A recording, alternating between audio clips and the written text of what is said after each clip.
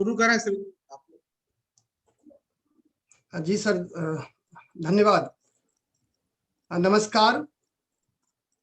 आज हमारे इस एफडीपी का 5वां दिन है और दूसरा सत्र है। पिछले 5 दिनों से लगातार फिल्मों के अलग अलग पहलुओं पर हम चर्चा करते आ रहे हैं, अलग अलग विषय पर। और फिल्म एक ऐसा विषय है जो हमने देखा और हम जानते हैं कि वो पूरे सामूहिक काम होता है। कहानी में तो कहानी लिख देते हैं, लेकिन यहाँ पर तो स्क्रिप्ट राइटिंग से लेकर टेक्नीशियन तक सब कुछ एक समूह में काम होता है, और इन तमाम बारीकियों पर हम चर्चा कर रहे हैं। तो आज हमारे वक्ता, विशिष्ट वक्ता है श्री अजय ब्रह्मात्मज जी, आत्माराम सनातन धर्म महाविद्यालय की ओर से, प्राचार्य की ओर से, और एफडीपी आयोजन समिति की पूरी टीम की तरफ से। अजय जी, आपका स्वागत है हमारे इस रिफ्रेशर कोर्स में, कार्यक्रम में। नमस्कार। अजय जी अपनी बात रखेंगे, उससे पहले मैं संक्षेप में उनका परिचय दूं। अजय ब्रह्मात्मज सुप्रसिद्ध फिल्म समीक्षक हैं, लेखक हैं, अनुवादक हैं, पत्रकार हैं। आपने एमए और एमफिल हिंदी में जवाहरलाल नेहरू विश्वविद्यालय से किया है। आप हिंदी भाषा विशेषज्ञ के रूप में 1986 से 1990 तक चीन में रहे। चीन में रहते हुए इन लगभग 5 वर्षों के दौरान आपने एक हिंदी पत्रिका का संपादन किया और चीनी और अंग्रेजी माध्यम से चीनी भाषा से लगभग 13 किताबों का आपने हिंदी में अनुवाद किया। अजय जी दैनिक जागरण, दैनिक भास्कर जैसे अखबारों में नियमित काम करने के अलावा विभिन्न पत्र पत्रिकाओं में नियमित रूप से फिल्म पर लिखते रहे हैं। आप दैनिक जागरण फिल्म फेस्टिवल के की ऑर्गेनाइजर में से रहे। सिनेमा पर आपकी 2 किताबें हैं, सिनेमा, समकालीन सिनेमा और सिनेमा की सोच। जिन किताबों का आपने अनुवाद किया है उनमें कुछ प्रमुख हैं। सत्यजीत भटकल की किताब ऐसे बनी लगान, महेश भट्ट की 2 किताब जागी रातों के किस्से और जिद जीतने की, नरेंद्र जाधव की किताब है असीम है आसमान। इसके अलावा आपने सिनेमा मेरी जान का संपादन भी किया है, जो एक अपने तरह के एक बिल्कुल अलहदा किताब है, जिसमें लगभग 100 से ज्यादा पत्रकारों और फिल्म के प्रेमियों का अनुभव उसमें है। आपके लगभग 1.5 दर्जन से अधिक ई बुक प्रकाशित है, जिनमें कुछ का नाम मैं यहाँ गिनाना चाहूंगा। अनुराग कश्यप, दिलवाले दुल्हनिया ले जाएंगे, आमिर खान, बातें सिनेमा की, अनुभव सिन्हा, इरफान और कुछ बातें जो कोरे रह गए, अमिताभ बच्चन, हर पल रोशन, अपने अपने अमिताभ आदि। मोहल्ला 80 की पटकथा शीघ्र ही राजकमल प्रकाशन से प्रकाशित होने वाली आपकी नई किताब है। वर्तमान में आप प्रकाश झा की फिल्म के लिए स्क्रिप्ट राइटिंग कर रहे हैं। इसके अलावा पार्टीशन से पूर्व की सिनेमा, 21वीं सदी में हिंदी सिनेमा और प्रमुख निर्देशकों के ऊपर किताब लिखने में आप व्यस्त हैं। चवन्नी चैप आपका लोकप्रिय ब्लॉग है और इस ब्लॉग के माध्यम से फिल्म समीक्षा, फिल्म आलोचना को आपने एक नया आयाम दिया है, नया तेवर दिया है। आपका बहुत बहुत स्वागत है हमारे इस कार्यक्रम में, और तमाम लोगों की तरफ से आपका स्वागत है। आज आप फिल्म पत्रकारिता के तमाम पहलुओं पर शुरू से लेकर आज तक कितने पड़ाव हुए हैं उस पर बात करेंगे। हमारे लिए ये सौभाग्य की बात है, ऑफलाइन न सही ऑनलाइन ही सही, आप हमारे महाविद्यालय से जुड़ रहे हैं। धन्यवाद सर, आपका स्वागत है। आप अपना वक्तव्य। दे सकते हैं, आप शुरू कर सकते हैं। जी, जी। Thank you sir. जी, शुक्रिया श्रीधरम, और आपके कॉलेज के तमाम प्राध्यापक से लेकर के और प्रधानाचार्य के प्रिंसिपल साहब तक का सबका मैं आभार प्रकट करता हूँ कि मुझे यह मौका दिया। और आत्माराम सनातन धर्म कॉलेज की मेरी यादें जो जुड़ी हुई हैं, वो यही हैं कि जेएनयू से जब भी धौला कुआँ जाते थे, तो रास्ते में वो दिखाई पड़ता था। शायद अभी भी वहीं होगा वो स्थित। हाँ, तो बिल्कुल। और एक संपर्क रहा है, और जेएनयू में रहते हुए और जेएनयू में पढ़ाई करते हुए लगभग 6 सालों के दिल्ली प्रवास में बहुत सारा सब कुछ दिल्ली कैंपस के कॉलेजेस के बारे में जानने का मौका मिला। उसमें नया ये है कि हाँ सॉरी, मैं एक सूचना दे दूं कि हमारा कॉलेज ऑल इंडिया रैंकिंग में कई वर्षों से 13वें स्थान पर कायम है, और जब आप आएंगे तो वो शायद उस जगह को पहचान भी नहीं पाएंगे। अरे वाह! बहुत अच्छी बात है, बहुत अच्छी बात है। तो मैं मौके की उम्मीद में हूँ कि जैसे ही ये कोरोना का कहर खत्म हो, तो दिल्ली शहर मुझे बुलाए और मैं आऊँ वहाँ पे। बिल्कुल हाँ, बिल्कुल। तो हम लोग मुलाकात करेंगे। तो बात विषय तो बहुत ही कह लें विशद विषय है, और इतना लंबा-चौड़ा विषय है ये, जिस पर बात करने के लिए हम कहीं से भी शुरू करें और कहीं भी पहुँच सकते हैं। हम अभी के समय से भी शुरू कर सकते हैं, हम इतिहास में जाकर के वहाँ से भी शुरू कर सकते हैं। मुझे सबसे अधिक खुशी इस बात पे होगी कि अगर थोड़ा-सा मुझे पता चल जाए कि फ़िल्म पत्रकारिता के किन पक्षों में आप लोगों की रुचि है और कैसी जिज्ञासाएँ हैं। तो एक तो मेरा अनुभव जो 25 सालों का है, उस अनुभव के आधार पर मैं बहुत सारी बातें बताऊँगा। उसके अलावा जो शोध और लेखों के ज़रिए मैं अतीत से परिचित हुआ हूँ, उनके बारे में एक क्रोनोलॉजिकल नंबर्स और नाम बता सकता हूँ मैं कि ये पत्रिकाएँ रही थी और इनकी महत्वपूर्ण भूमिकाएँ रही थी। तो आप लोग किस रूप में सुनना चाहते हैं? अजय जी, संक्षेप में आप सबको थोड़ा मिक्स करके रख दीजिए। 1 घंटा तक आपको रखना है, तो बाकी 30 मिनट हम हमारा होगा संवाद का, जिसमें जो प्रश्न छूट जाएंगे जी, जी। वे हमारे प्रतिभागी पूछेंगे, और उसके जवाब के रूप में वो बातें आ जाएंगी। ठीक है, ठीक है। तो मैं शुरू करता हूँ कि शुरू से ही, कि जब फ़िल्म आई पहली दादा साहब फाल्के की, तो बहुत लोगों का आश्चर्य, इसका विज्ञापन ज़रूर अखबारों में छपा था, लेकिन उसका उसकी समीक्षा भी सबसे पहले आ गई थी, जो लगभग 10 मई के आसपास आ गई थी। और ऐसा कहते हैं कि जितने सालों की फ़िल्म इंडस्ट्री है हमारे यहाँ, लगभग उतने ही सालों की फ़िल्म पत्रकारिता भी है। लेकिन फ़िल्मों की जो व्यवस्थित पत्रिकाएँ हैं, उनके निकलने की शुरुआत बहुत बाद में शुरू होती है। शुरुआत में तो जैसे टाइम्स ऑफ इंडिया बॉम्बे में था, वो अखबार है, या और दूसरे अखबार हैं। आपके लाहौर में द ट्रिब्यून करके अखबार था, वहाँ पे बहुत सारी चीज़ें होती थी। उसके अलावा बंगाल में और दूसरे शहरों में, गुजरात में और इन सारे शहरों में पत्रकारिता का विकास हुआ।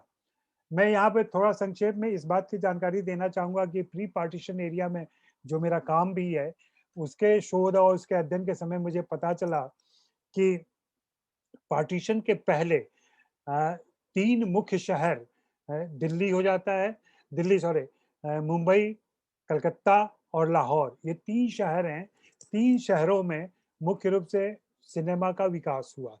और हिंदी की फ़िल्में, जब हम हिंदी के संदर्भ में बात करेंगे, तो हिंदी सिनेमा के विकास में भी इन 3 शहरों का बड़ा योगदान है। आज भले ही पूरी फ़िल्म इंडस्ट्री सिमट के मुंबई में आ गई है, और जिसके फिर से विकेंद्रीकरण की बातें चल रही हैं। यूपी के चीफ मिनिस्टर इसको ले जाना चाहते हैं यूपी में, और दूसरी जगहों से भी कोशिशें हो रही हैं।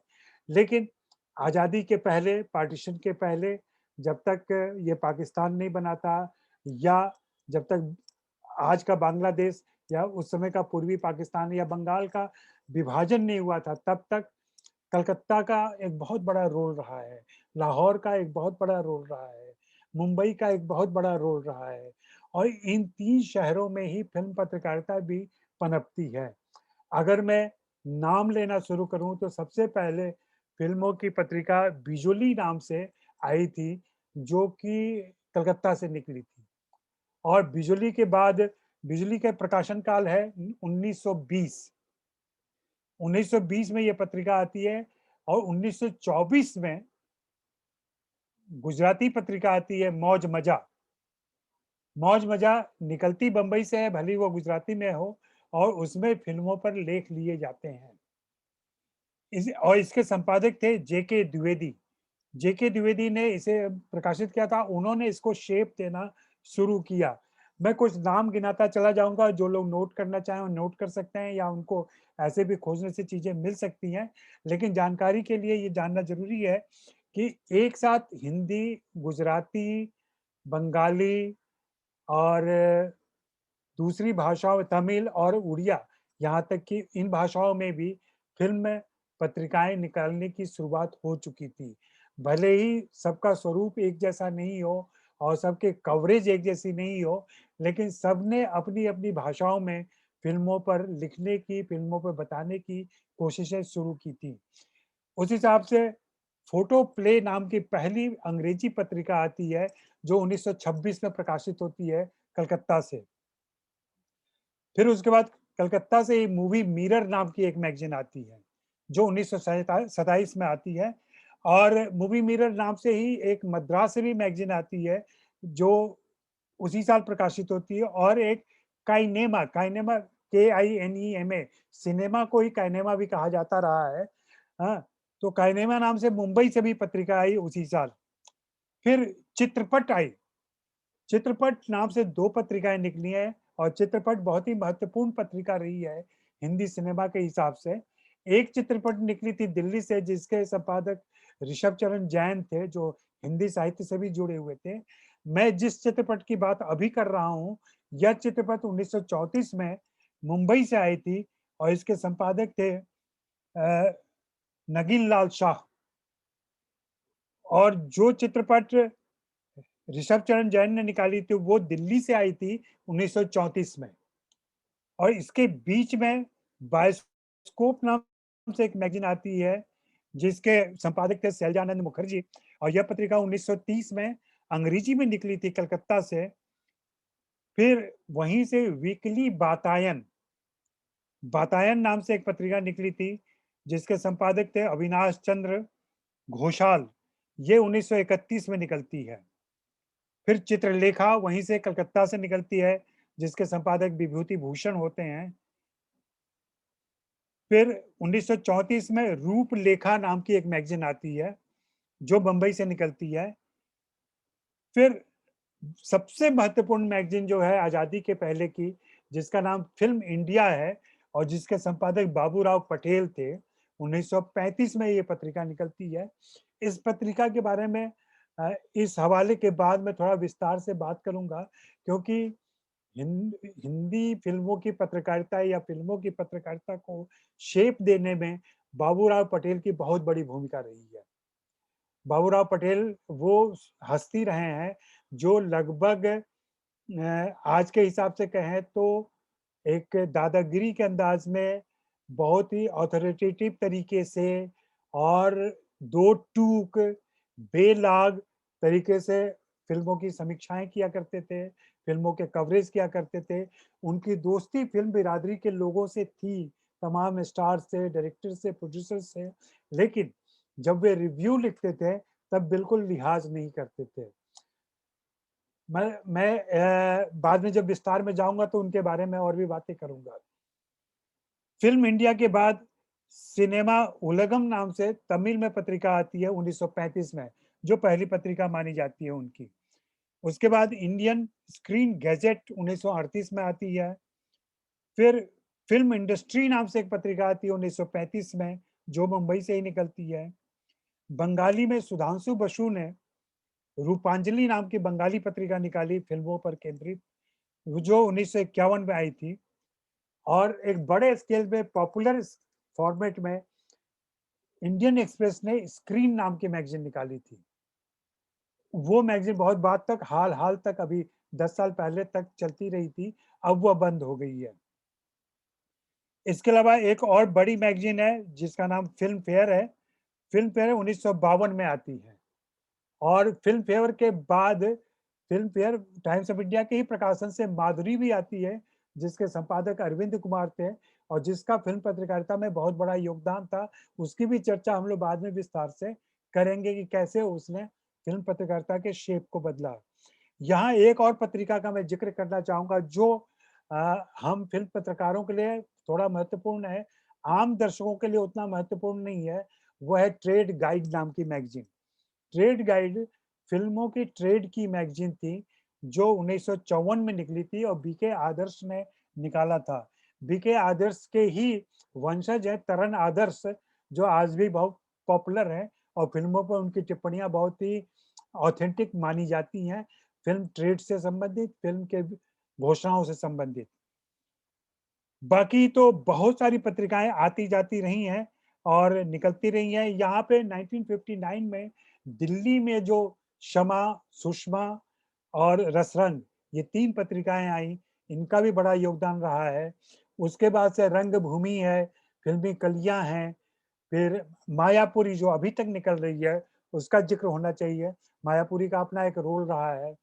फिर बीच में मुंबई से किंग स्टार और फिल्म सिटी नाम की वैसे ही मायापुरी के तर्ज की पत्रिकाएँ कुछ आईं, वैसी निकली पत्रिकाएँ और अब सिनेमा का पूरा मीडियम डिजिटल हो करके वेब पोर्टल पे चला गया है और इन दिनों अनुपमा चोपड़ा की कंपनी के द्वारा जो फ़िल्म कंपेनियन एक डिजिटल वेब पोर्टल है और यूट्यूब पर और दूसरी जगहों पर उनकी चीज़ें पढ़ी, देखी जा सकती हैं। उन्होंने बहुत अच्छा काम किया है और फ़िल्म पत्रकारिता को एक नया आयाम दिया है। तो मोटे तौर पर फ़िल्मों की पत्रकारिता के बारे में एक पत्रकारीय हवाला या मैगज़ीनों के हवाले से ये बात होती है। इसके बाद अगर मैं बात करूँ फ़िल्म पत्रकारिता के विकास की और फ़िल्म पत्रकारिता के स्वरूप की, कि किस तरीके से फ़िल्म पत्रकारिता होती रही है, तो आप देखें कि शुरू के दिनों में फ़िल्म पत्रकारिता में मुख्य रूप से यह कोशिश रहती थी पत्रिकाओं की कवरेज अलग हमेशा से रही है और अखबारों का कवरेज बिल्कुल अलग रहा है। पत्रिकाओं में ज़्यादातर फीचर आर्टिकल्स होते थे, फीचर लेख लिखे जाते थे और कुछ गंभीर लेख भी वहाँ हुआ करते थे। आज़ादी के पहले एक बहुत अच्छी स्थिति थी कि लोग इस तरीके से उसमें रुचि भी लेते थे और उन गंभीर विश्लेषणों में उनकी अ, भागीदारी भी होती थी। संपादकों के नाम से पत्र लिखने के से लेकर के अपनी बात, अपना मंतव्य रखने तक, फ़िल्मों के बारे में अपना विरोध प्रकट करने तक और फ़िल्मों के बारे में अ, अपनी जो भी राय है, उसको शेयर करने की बात भी हुई। तो ये सारी पत्री चीज़ें अखबारों में हो जाया करती थी। पत्रिकाओं में चूँकि उनकी आवृत्ति अमूमन मासिक हुआ करती थी, इसलिए उतना अपडेटेड चीज़ें नहीं रहती थीं, लेकिन वहाँ भी कोशिश रहती थी कि एक उनको जवाब दिया जा सके, उनकी बातें की जा सकें। पाठकों के संदर्भ की, पाठकों की जिज्ञासाओं की। यह कोशिश फ़िल्म पत्रिकाओं ने हमेशा से की। यहाँ शुरुआती दौर की पत्रकारिता में कह लें कि कोई रंग-ढंग बन नहीं पा रहा था, लेकिन 35 आते-आते 1935 आते-आते जब बाबूराव पटेल फ़िल्म इंडिया लेकर के आते हैं और जिसका सर्कुलेशन बताते हैं कि बहुत ज़्यादा था और इतना ज़्यादा था कि अ, लोगों को पूरे देश के लोगों को उसका इंतज़ार रहता था और लोग उसे पढ़ने के लिए प्रतीक्षा करते थे, सब्सक्रिप्शन लेते थे और अपनी राय रखते थे। बाबूराव पटेल गुजराती परिवार से आते थे और उन्होंने इस पत्रिका की शुरुआत की थी और इसे बड़े स्केल पर निकाला था और ये पहली फ़िल्म पत्रिका थी जिसमें रंगीन तस्वीरें भी आईं पहली बार और रंगीन तस्वीरें का एक अलग आकर्षण होता था, जो पूरे-पूरे पेज पर उनकी तस्वीरें छपती थी। बाबूराव पटेल ने एक काम शुरू किया था, वे न सिर्फ फ़िल्म का कवरेज कर रहे थे, बल्कि फ़िल्मों को दिशा भी दे रहे थे। एक फ़िल्म डायरेक्टरों के लिए दिशा निर्देश देना, उनको गाइड करना, उनको ज़रूरी सलाह देना और हीरो पर, हीरोइन पर, डायरेक्टर्स पर, राइटर्स पे टिप्पणी करते हुए वे या हिदायत भी देते जाते थे कि आपको पाठकों की रुचि के हिसाब से किस तरीके से परिवर्तन करना चाहिए।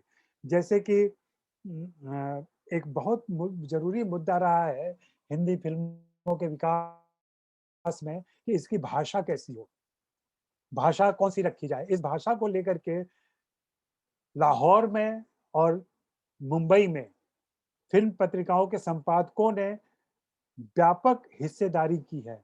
उन्होंने आगे बढ़कर इसको शेप देने में एक बहुत ही महत्वपूर्ण और अहम भूमिका निभाई है, जिसमें बाबूराव पटेल हिंदुस्तानी के पक्ष में थे और वे चाहते थे कि ऐसी भाषा विकसित हो जो पूरे देश के लोग समझ सकें। लाहौर से जो पत्रिकाएं आती थीं, चूंकि लाहौर में उर्दू भाषी ज्यादा थे और उर्दू का चलन और पंजाबी का चलन ज्यादा था, वहाँ के लोग जाति के हिसाब से पंजाबी थे लेकिन भाषा उनकी उर्दू ही हुआ करती थी।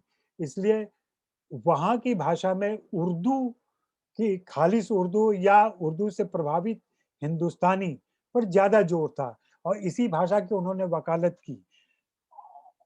कहीं न कहीं लाहौर की बात फिल्म डायरेक्टरों को भी ज्यादा जची और आप देखें कि हिंदी फिल्मों में एक परंपरा सी बन गई है कि यहाँ की भाषा, यहाँ के हीरो, यहाँ के संगीत फिल्मों का, यहाँ का नैरेटिव, सब कुछ लाहौर से बहुत ज्यादा प्रभावित होता है। जब भाषा का निर्धारण हो रहा था तब यह देखा गया कि किन इलाकों के लोग ऐसी भाषा में कम्युनिकेट कर सकते हैं या ज्यादा साफ लहजे में बोल सकते हैं जो पूरे देश को समझ में आए। वह कहीं न कहीं भाषा का निर्धारण तो कर ही रहा था, साथ ही में उसने हीरो का स्वरूप भी निर्धारण किया कि हीरो कौन लोग हो सकते हैं, हीरो कैसे लोग हो सकते हैं। हीरो के लिए एक अनिवार्यता हो गई कि उनकी हिंदी कितनी साफ हो और इसके हिसाब से भारत के उत्तर पश्चिम इलाके के लोग, खास करके पंजाब के इलाके के लोग ज्यादा उपयोगी साबित हुए और उन्हें ज्यादा भूमिकाएं दी गई, उन्हें ज्यादा काम मिला। बाद के दिनों में आज भी आप हिंदी फिल्मों में पॉपुलर जो एक्टर्स हैं उनकी लिस्ट बना करके देखें तो उनमें से ज्यादा की पृष्ठभूमि और जन्मभूमि पंजाब की तरफ जाती है। मैंने कभी एक लंबा आर्टिकल लिखा था कि हिंदी फिल्मों में हिंदी प्रदेशों से हीरो क्यों नहीं आते हैं। उसकी जब जांच पड़ताल मैंने शुरू की और पता करना शुरू किया तो उसमें एक सबसे बड़ी बाधा शुरुआती दौर में रही वो भाषा की थी, क्योंकि हम सभी की जो स्थानीय भाषाएं रही हैं, जिसको डायलेक्ट कहा जाता है, जो कि संपूर्ण भाषाएं हैं, चाहे वो मैथिली हो, चाहे वो ब्रज हो, चाहे अवधी हो, चाहे भोजपुरी हो, हम सभी भाषा भाषियों की लहजे में, हमारे उच्चारण में अपनी भाषाओं का असर बहुत ज्यादा होता है। और चूंकि हिंदी फिल्मों के लिए जो भाषा तय की जा रही थी, वह तय की जा रही थी हिंदुस्तानी जो उर्दू लहजे वाली हो। इसे बोलने में हिंदी भाषी प्रदेशों के अभिनेताओं को थोड़ी दिक्कत होती थी और इसका अभ्यास करना पड़ता था। मुझे आज के ज़माने का रेफ़रेंस दूँ तो मनोज बाजपेयी ने साफ कहा था, बहुत स्पष्ट उनका इंटरव्यू है मेरे पास, जिसमें उन्होंने कहा था कि मैंने लगभग 3 साल में अपनी भाषा को ठीक किया। मेरी भाषा पर भोजपुरी और बिहारी लैंग्वेज का इतना ज़्यादा असर था कि हिंदी फ़िल्मों में मुझे इस तरीके से काम नहीं मिल पाता, अगर मैंने अपनी भाषा ठीक नहीं की होती।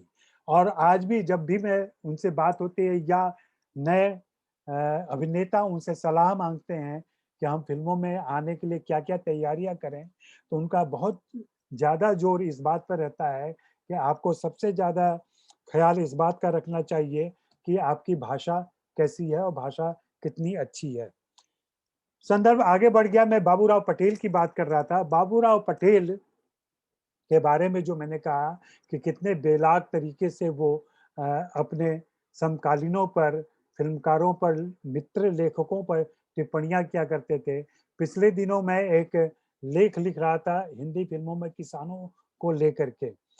तो जब किसानों की खोज मैंने शुरू की तो पता चला कि किसान कन्या नाम से एक फ़िल्म आई थी जिसके निर्देशन जिसका निर्माण आरदेशर ईरानी ने किया था। आरदेशर ईरानी वही शख्स हैं जिन्होंने हिंदी की पहली टॉकी फ़िल्म का भी निर्माण किया था। उनकी इच्छा थी कि मैं हिंदी में पहली रंगीन फ़िल्म भी ले आऊँ। तो रंगीन फ़िल्म के लिए उन्होंने मोती गिडवानी को ऑफ़र दिया और मोती गिडवानी के मित्र थे मंटो, सआदत हसन मंटो। उन्होंने मंटो से सिर्फ़ कहा कि तुम एक कहानी लिख के दो मुझे, जो किसानों से संबंधित हो। तो मंटो ने किसान कन्या नाम की कहानी लिखी थी। इस फ़िल्म से संबंधित बहुत सारे रोचक किस्से हैं, जिसमें मंटो ने स्पष्ट किया था अपने संस्मरण में उन्होंने बताया कि कैसे इस फ़िल्म के साथ उन्होंने एक दूसरे लेखक को जोड़ा ताकि जो फ़िल्म के निर्माता थे आदर्श ईरानी को उनके उनकी ये फ़ीलिंग थी कि मंटो तो मेरे यहाँ मुंशी का काम करता है और क्या मैं मुंशी की कहानी पे एक फ़िल्म बनाऊँ? इसलिए इसके साथ एक किसी बड़े नाम का होना ज़रूरी है, ये परंपरा आज भी चलती है। जो भी नए लेखक होते हैं, उनको ऐसी समस्याओं से गुज़रना पड़ता है। तो उस समय मंटो ने एक फ्रॉड किया था जिसको उन्होंने खुद भी फ्रॉड शब्द का इस्तेमाल किया है। एक फ्रॉड किया था, उन्होंने मोहम्मद ज़ियाउद्दीन नाम के एक प्रोफ़ेसर थे, फ़ारसी के जो शांति निकेतन में पढ़ाते थे, उनको कहानी का श्रेय दे दिया था और इस तरीके से यह फ़िल्म आई थी। लेकिन जो मैं बात कह रहा हूँ वो बाबूराव पटेल की, कि बाबूराव पटेल ने फ़िल्म आने के बाद, मंटो के दोस्त होने के बावजूद उन्होंने उस फ़िल्म की कहानी की धज्जी उड़ाई और उसमें साथ में यह भी कहा कि मंटो के लेखन में पंजाबियत बहुत ज़्यादा है। और जब वो किसान कन्या की बात कर रहे हैं, उत्तर भारत की कहानी कह रहे हैं, तो उनको इस पंजाबियत से बचना चाहिए। और उनकी इस टिप्पणी के बाद भी, बाद में मंटो से उनकी दोस्ती बनी रही, मंटो ने उनके लिए काम भी किया। बाबूराव पटेल 4 तरीके से काम करते थे। एक तो उनकी फ़िल्म समीक्षाएँ होती थी। दूसरे, वो स्टूडियो की रिपोर्ट दिया करते थे। स्टूडियो की रिपोर्ट में वे जो भी फ़िल्मों की हैपनिंग हो रही है, जो भी फ़िल्में बन रही हैं या जो भी उनमें नया हो रहा है, उसके बारे में जानकारी देते थे। इसके अलावा एक उनका बहुत मशहूर कॉलम था, जिसमें वो पाठकों के सवालों के जवाब देते थे और पाठकों के सवालों के जवाब के बहाने वे तेजाबी टिप्पणियाँ किया करते थे। जिसको अंग्रेजी में एसिडिक कमेंट कहते हैं, वैसी तेजाबी टिप्पणियाँ करते थे और उसमें वे किसी का ख़्याल नहीं रखते थे। अपने ज़माने के चाहे वो पृथ्वीराज कपूर हों, पृथ्वीराज कपूर के बारे में तो उन्होंने यहाँ तक कह दिया था कि ये तो कोई मुस्टड्डा पठान लगता है, इसको एक्टर नहीं बनना चाहिए। ऐसे ही दिलीप कुमार के बारे में कहा कि ये भगोड़ा कैदी लगता है और अपने उस समय के समकालीन जो अभिनेत्रियाँ थी, उनके बारे में भी ऐसी बेजा टिप्पणियाँ कर दिया करते थे। आज के हिसाब से अगर फ़ेमिनिज़्म वाला मामला रहता उस समय, तो उन पर कई सारे मुकदमे हो गए रहते।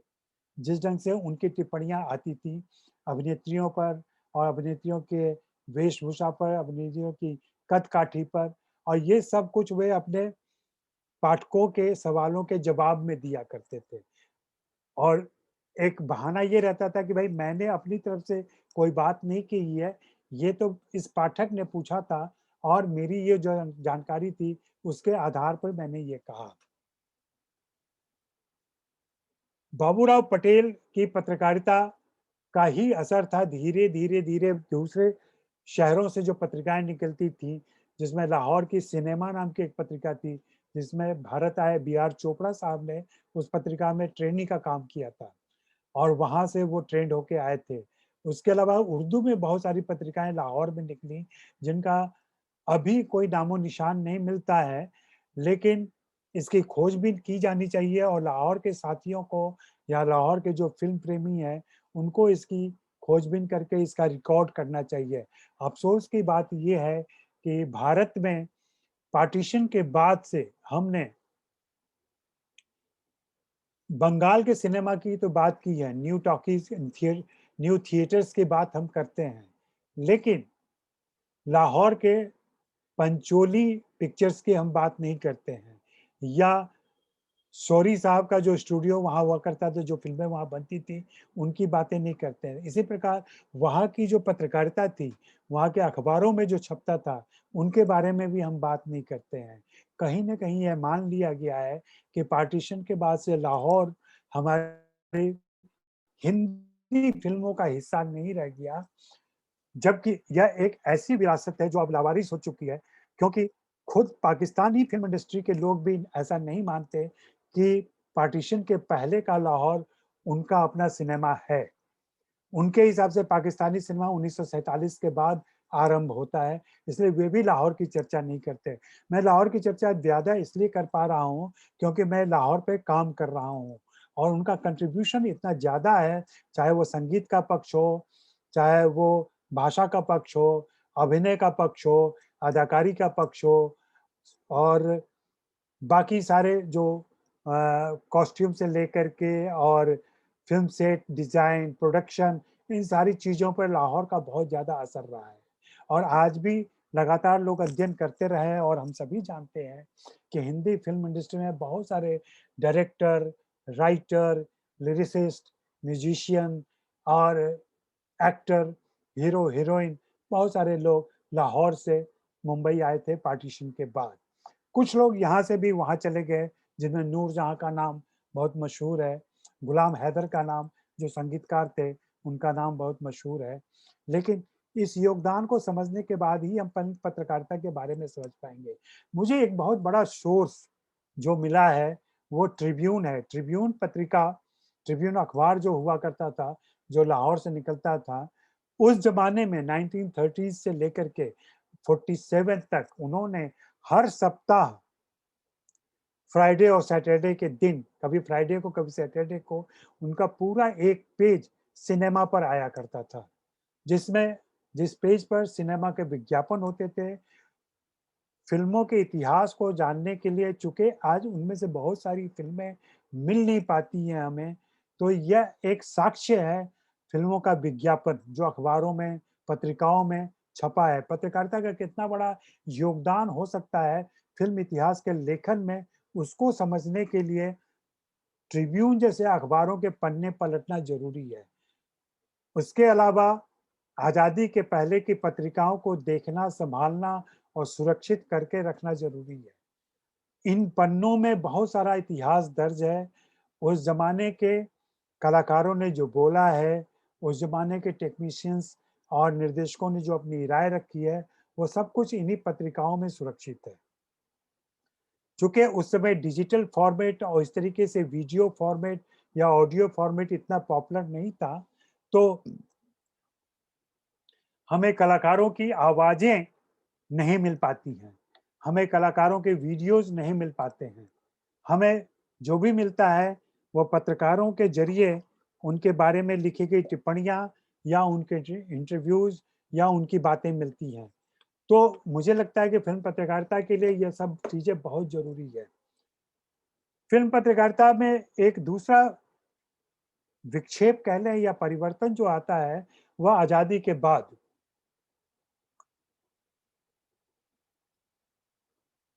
आज़ादी के बाद जब पूरी फ़िल्म इंडस्ट्री मुंबई में सिमट आई और उसके बाद से मुंबई में पत्रकारिता भी धीरे-धीरे सिमटी।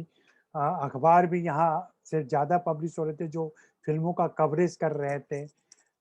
तो पूरी पत्रकारिता यहाँ पर केंद्रित होती चली गई और इस पर जैसा कि मैंने पहले कहा कि बाबूराव पटेल का असर तो था ही, उसके अलावा जब पत्रिकाएँ रंगीन होती हैं और ये 52-53 के बाद से ज़्यादा शुरू हुआ, जिसमें star and style, star dust, film fair, इस तरीके की मैगज़ीन्स आनी शुरू होती है और इसमें गॉसिप कॉलम शुरू होते हैं। फ्रैंकली स्पीकिंग नाम से देवयानी चौबल लिखा करती थी, जो बाद में इव्स वीकली में भी उन्होंने इस कॉलम को चालू रखा।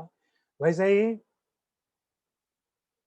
नीनाज़ नैटर्स करके आता था कॉलम, जिसमें ऐसे ही गॉसिप हुआ करता था और इस गॉसिप पत्रकारिता की स्वीकृति ने, पाठकों ने जिस तरीके से इन पत्रिकाओं को स्वीकार किया, उसने लगभग सभी पत्रिकाओं के मिजाज को या रिपोर्टिंग के तरीके को या फ़िल्म पत्रकारिता के स्वरूप को बदलने में बड़ी भारी भूमिका निभाई और लगभग सभी इस पत्रकारिता की तरफ मुड़ गए जो कह लें कि एक तरीके से इर्रेस्पॉन्सिबल होती थी, जिसको की होल जर्नलिज्म कहा जाता था। की होल मतलब जो चाबी के छिद्र से देख करके कमरे को भाँपना और उसके बारे में लिखना। और इसी को बाद में पीत पत्रकारिता का भी नाम दिया गया, येलो जर्नलिज्म का नाम दिया गया, जिसे आज हम फेक न्यूज़ के नाम पे भी जानते हैं। ये सारी शुरुआत 50s में हो जाती है और 50s में होने के बाद से पत्रकारिता का विचलन होता है, पत्रकारिता का स्खलन होता है और पत्रकारिता लगातार नीचे की तरफ जाती है। और यह ज़्यादा पॉपुलर होने के भ्रम में इस शैली को अपनाती है, इस तरीके को अपनाती है और कहीं न कहीं पाठकों को चटपटी सामग्री देने में, पाठकों की रुचि के हिसाब से फ़िल्म में कलाकारों की निजी ज़िंदगी में झाँकने, उनके लव अफ़ेयर्स की बात करने, उनके रोमांस के चक्करों की बात करने, इन्हीं सारी चीज़ों में लगी रहती है। और उसकी वजह से क्या हुआ कि फ़िल्म पत्रकारिता का धीर गंभीर जो पक्ष हो सकता है, फ़िल्म के क्राफ्ट पे बात हो सकती है, फ़िल्म के बिहाइंड द सीन जो लोग काम करते हैं, उन पर बातें हो सकती हैं, ये सारी चीज़ें लगातार कम होती चली गई। आप गौर करें कि अगर आपने पुरानी पत्रिकाएँ पलटी हों और देखी हों, तो आप महसूस करेंगे चाहे वो फ़िल्म फेयर के पेजेज़ हों, चाहे वो अपने माधुरी के पेजेज़ हों, यहाँ तक कि दिनमान और धर्मयुग जैसी हिंदी पत्रिकाओं में भी फ़िल्मों के कवरेज के प्रति की एक गंभीरता दिखाई पड़ती है। यह गंभीरता अंग्रेजी के अखबारों में थोड़ी कम रहती है। हालाँकि यह भी एक अजीब-सी विडंबना है कि हिंदी फ़िल्मों पर चाहे वो पत्रकारिता दृष्टि से हो, चाहे वो एकेडमिक दृष्टि से हो, चाहे वो शोध के हिसाब से हो, ज़्यादातर काम अंग्रेजी के लोगों ने ही किया है। हिंदी के लोगों ने बहुत कम काम किया है। हिंदी के पत्रकारों ने, हिंदी के लेखकों ने, हिंदी के विद्वानों ने, हिंदी के शोधकर्ताओं ने फ़िल्मों पे बहुत काम किया है और इसी का प्रतिबिंब हिंदी की फ़िल्म पत्रकारिता पे दिखाई पड़ता है। आप सभी को इसका एक्सपीरियंस रहा होगा या आपने जिनका भी पत्रकारिता से थोड़ा बहुत परिचय रहा है या जो लोग पत्रिकाएँ देखते पढ़ते रहे हैं, वे महसूस करेंगे या निजी अनुभवों से जानते होंगे कि मैं अपने अनुभव से अब मैं सारी बातें करूँगा आगे के 20-25 मिनट। जब मैंने पत्रकारिता शुरू की, मुंबई में फ़िल्म पत्रकारिता, मैं मुंबई आ गया था 1991 में, 92-93 से फ़िल्मों से मेरा संसर्ग बढ़ गया था और फुल फ्लेज्ड फ़िल्म पत्रकारिता पूरी तरह से फ़िल्मों पर केंद्रित पत्रकारिता मैंने 1999 से शुरू की। लेकिन उसके पहले से मैं लिखने लगा था और फ़िल्में देखने लगा था, फ़िल्म के लोगों से मिलने लगा था। वो मेरा अनुभव ये था कि मुंबई के कलाकार और मुंबई के निर्देशक और निर्माता हिंदी के पत्रकारों को कोई तरजीह नहीं देते थे, मुंबई में। तो मुंबई से जो हिंदी फ़िल्मों की पत्रकारिता होती थी, वो ज़्यादातर अनूदित पत्रकारिता रही है, ज़्यादातर अंग्रेजी से चोरी की हुई पत्रकारिता रही है या ऐसे फेक राइटर्स रहे हैं, जिनका नाम भी खोजा जाए तो शायद नहीं मिल पाएगा, इसलिए कि एक ही लेखक 3-3, 4-4 नाम से अलग-अलग पत्र-पत्रिकाओं में लिखा करते थे। उसकी वजह से हिंदी पत्रकारों का कोई सम्मान नहीं रहा।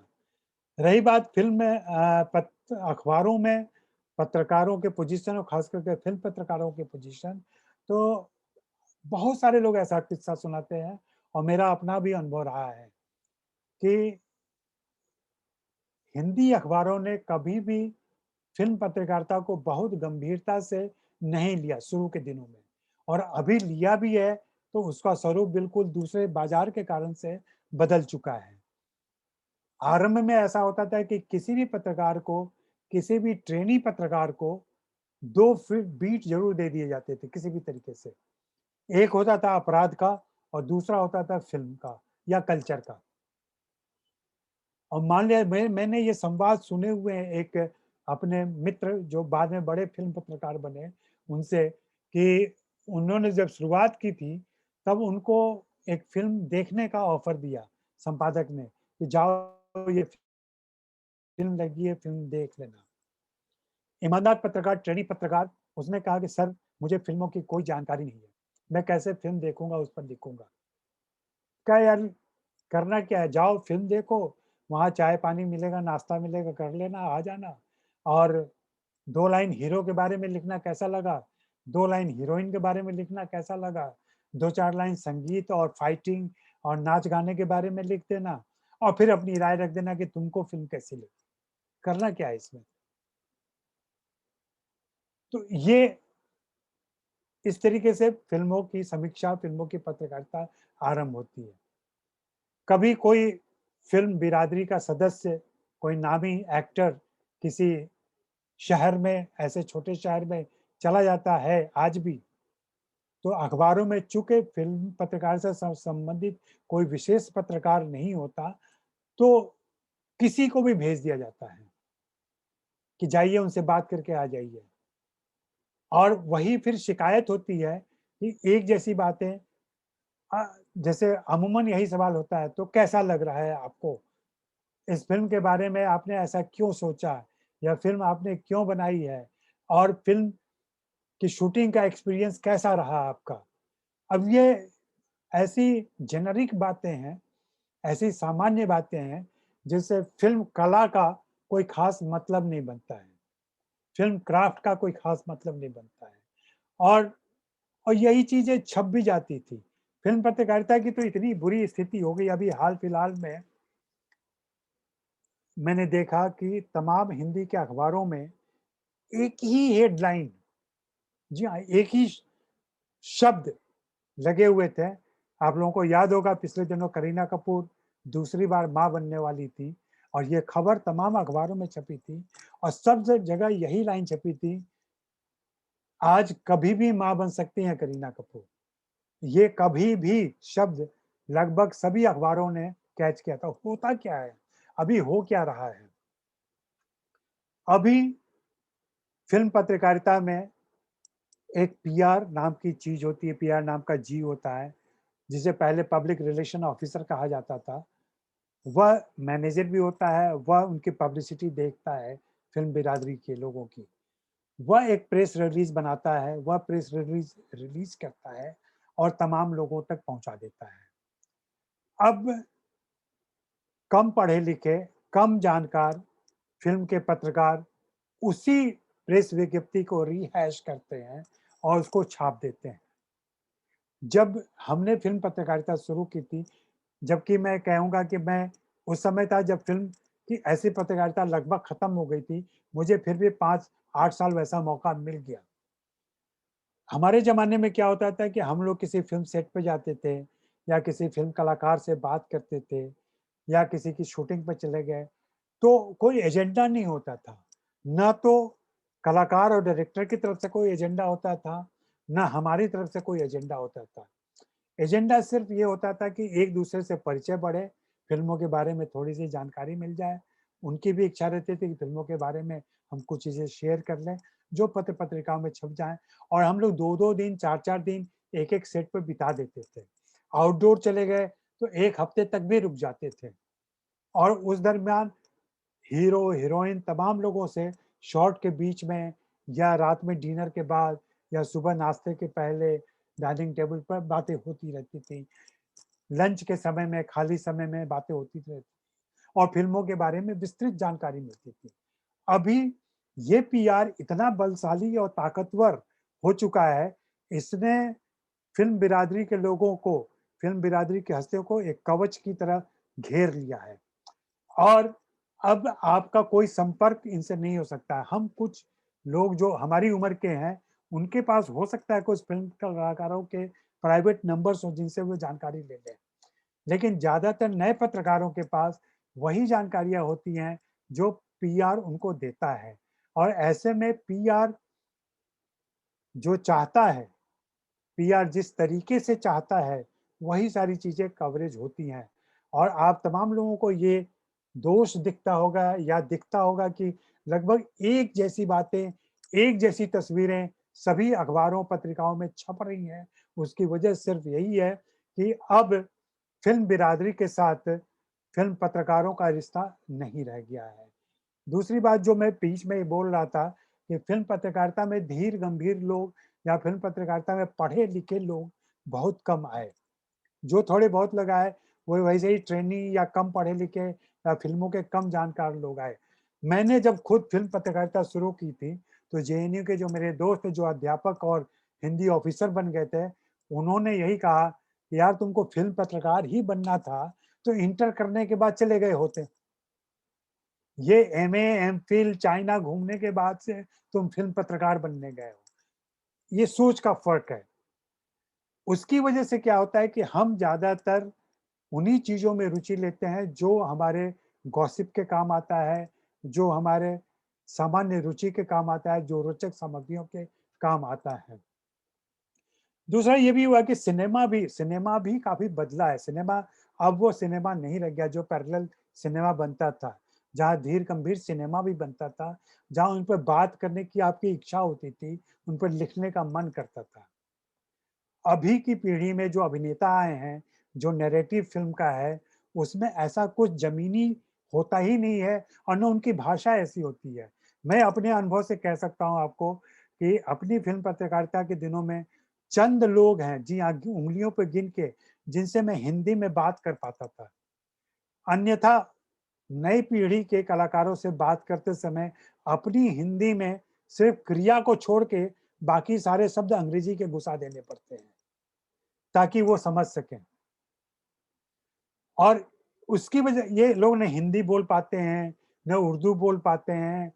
आप शुरू जैसे ही कोई सवाल पूछेंगे, मान लीजिए वरुण धवन से आपने सवाल पूछा कि आपने कूली नंबर 1 क्यों की? तो वो जवाब देना शुरू करेंगे, मैं आपको बताना चाहता हूँ एंड यू नो और यू नो जैसे ही कहा कि यू नो के बाद सारी बातें फिर अंग्रेजी में चली आएगी और फिर उसके बाद फिर अंतिम कोई वाक्य हिंदी में बोल देंगे और उसके बाद उनको लगेगा कि सब कुछ हिंदी में हो गया।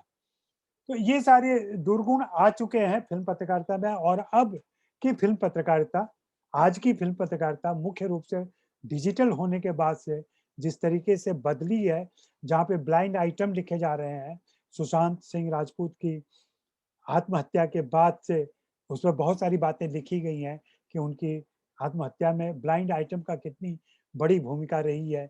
ब्लाइंड आइटम ने उनको कितना नुकसान पहुँचाया या जिस तरीके से गॉसिपिंग लिखी जा रही है आजकल या जिस तरीके से फेक न्यूज़ चलाए जा रहे हैं, ये डिजिटल होने के बाद से लापरवाह किस्म की पत्रकारिता हो गई है। कुछ एक वेब पोर्टल हैं, कुछ एक डिजिटल प्लेटफ़ॉर्म हैं, जहाँ थोड़ी बहुत बातें हो रही हैं। अगर आपको फ़िल्म पत्रकारिता के आज के वर्तमान स्वरूप को समझना है, तो आपको इंडिविजुअल्स पत्रकार जो अपने यूट्यूब चैनल चला रहे हैं या ब्लॉग चला रहे हैं या कुछ और काम कर रहे हैं, उन पर जाके आपको अध्ययन करना पड़ेगा। जैसा कि श्रीधर ने ही बताया कि मेरा चवन्नी चैप नाम का जो ब्लॉग है, चवन्नी चैप ब्लॉग पे जाएँ वहाँ 3000 आर्टिकल्स पड़े हुए हैं। वहाँ लगभग हर विषय पर बड़े नाम से लेके छोटे नाम तक सबके आर्टिकल्स हैं, मेरे आर्टिकल्स हैं। वैसे ही आजकल रिटायर होने के बाद से मैं अपनी बातें यूट्यूब चैनल पे कहता हूँ। यूट्यूब पे मेरा चैनल में हाँ जी, हाँ, मैं अपनी बात कह लूँ कि सिनेमा हॉल नाम से मेरा एक चैनल है। अगर आप चाहें तो सिनेमा हॉल पे आकर के आप मेरी बातें सुन सकते हैं, मुझसे बातें कर सकते हैं। तो ये तो रही मेरी बातें मुख्य रूप से। अब आप लोग अगर कुछ पूछना चाहें और कुछ बातें करना चाहें तो हम लोग शुरू करते हैं। मेरे ख्याल से आधा घंटा से ज़्यादा बोल दिया है मैंने। नहीं आपने लगभग जो है 50 मिनट बोला है, ओहो! लेकिन फिर भी लग रहा है कि मन भरा नहीं।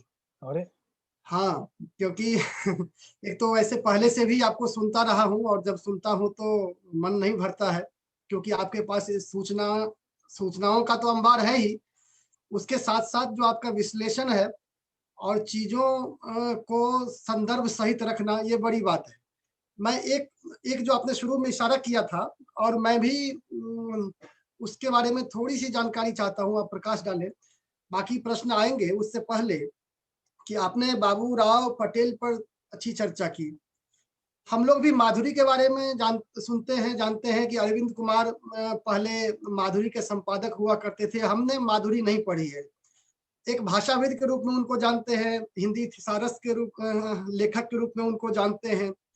तो अरविंद जी की माधुरी में क्या पत्रकारिता थी और उन्होंने क्या नए प्रयोग किए? थोड़ा इस पर अगर प्रकाश डालेंगे तो हम प्रतिभागियों का हाँ, भला वो होगा। माधुरी छूट गया संयोग से, मतलब हाँ, माधुरी के बारे में ये, माधुरी के पहले अरविंद कुमार जी बाहर काम करते थे, दिल्ली में काम करते थे, और उनको शांति प्रसाद जैन लेके आए थे यहाँ पर, और इंदु जैन नहीं, उस समय शांति प्रसाद जैन की पत्नी रमा जैन जी लेके आई थी, और उन लोगों ने कहा था कि हमें फिल्म पत्रिका निकालनी है माधुरी।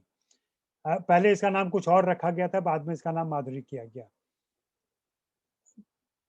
सबसे बड़ी खूबी जो अरविंद कुमार में मुझे दिखाई पड़ती है, एक तो भाषा, जो हिंदी की अपनी एक पत्रकारिता की भाषा उन्होंने विकसित की। भाषा के प्रति उनका प्रेम आज भी हम देख सकते हैं, शब्दों के प्रति उनका जो प्रेम है। उन्होंने अपने समय के तमाम दिग्गज साहित्यकारों से भी फ़िल्मों पर लिखवाया।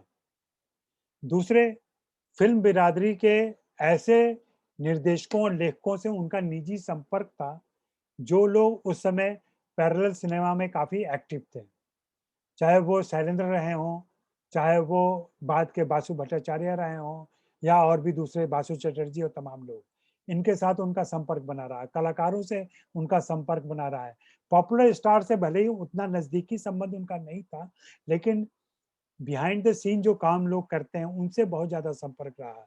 उन्होंने संगीत पर स्वरलिपि जो छापते थे, स्वरलिपि के ज़रिए उन्होंने संगीत की समीक्षा का भी एक आयाम पेश किया था माधुरी में। माधुरी में उसके अलावा मुझे याद आता है कि वे फ़िल्म बिरादरी के सदस्यों से सिग्नेचर आर्टिकल लिखवाते थे। हो सकता है आज की तरह ही एज़ टोल्ड टू होता है, वैसा करते हों उस समय के पत्रकार, या जाकर के उनसे बातें करते हैं और फिर उन चीज़ों को लेकर के आते हों अपनी पत्रिका में, तो वैसे भी चीज़ें हुआ करती थी। दूसरे, उन्होंने फ़िल्म समीक्षा को एक गंभीरता से लिया और फ़िल्म समीक्षा को भी महत्व दिया अपने पत्रिका में, और कई बार मैंने जो माधुरी के पुराने पन्ने पलटे हैं, उनसे जाना है कि उन समीक्षाओं की वजह से कई सारे निर्देशकों पर उसका असर पड़ा है।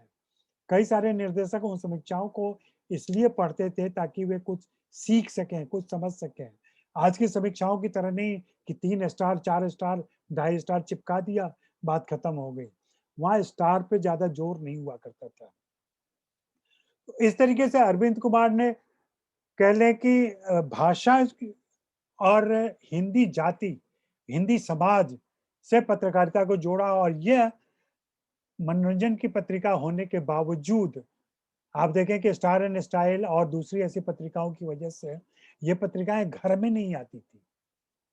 माधुरी पहली बार घर में आना शुरू हुई, क्योंकि यहाँ तस्वीरों का संकलन हो, तस्वीरों का संपादन हो, तस्वीरों का संचयन हो, इनसे लेकर के लेखों की भाषा, और गॉसिप बिल्कुल नहीं रहता था वहाँ पे, चटपटी बातें बिल्कुल नहीं रहती थी वहाँ पे। तो इन सारी चीज़ों से एक धीर गंभीर तरीका वहाँ दिखता है।